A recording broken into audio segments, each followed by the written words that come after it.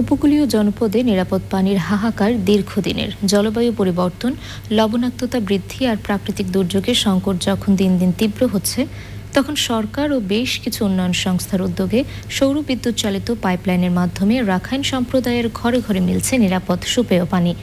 তবে সংকটের স্থায়ী সমাধানে ভূগর্ভস্থ পানি সংরক্ষণ ও পরিবেশ রক্ষায় গুরুত্ব আরোপ করছেন সংশ্লিষ্টরা। কক্সবাজার থেকে সরোয়ার আজম মানিকের রিপোর্ট। চারদিকে নদী, খালসহ রয়েছে বিভিন্ন জলাশয়।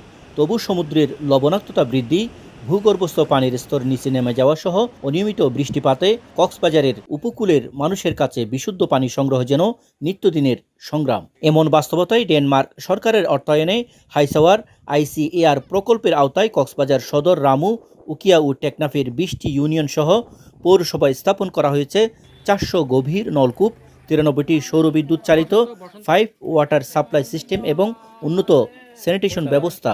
এতে রাখাইনপাড়া থেকে পাহাড়ি গ্রাম, জেলেপল্লী থেকে প্রত্যন্ত জনপদ সবখানেই এখন বদলে যাওয়ার গল্প। তো পানি আনতে অনেক কষ্ট হতো। পানি নিজের ঘরে নিজে ভালোভাবে ব্যবহার করতে পারছি। এই পানি বেশি মজা লাগে। পৌরসভার যেরকম পানি সিস্টেম, ওইরকম গ্রামের অসহায় মানুষগুলো এখন পানি পাইছে। সৌর বিদ্যুৎ ভিত্তিক পানি সরবরাহ ব্যবস্থাকে জলবায়ু সহনশীল কার্যকর মডেল হিসেবে দেখছেন সংশ্লিষ্টরা। প্রতিটি বাড়িতে একটা করে পানির পয়েন্ট দিয়ে পানি সরবরাহ করা হয়। এতে করে মানুষের জনস্বাস্থ্য ব্যবস্থার যথেষ্ট উন্নতি হয়। যেখানে যে ধরনের প্রযুক্তি ব্যবহার করে পানি সরবরাহটা নিশ্চিত করা যায় সেটা আমরা করে যাচ্ছি। দেশীয় এনজিও এবং আন্তর্জাতিক এনজিও তারাও কাজ করে যাচ্ছে।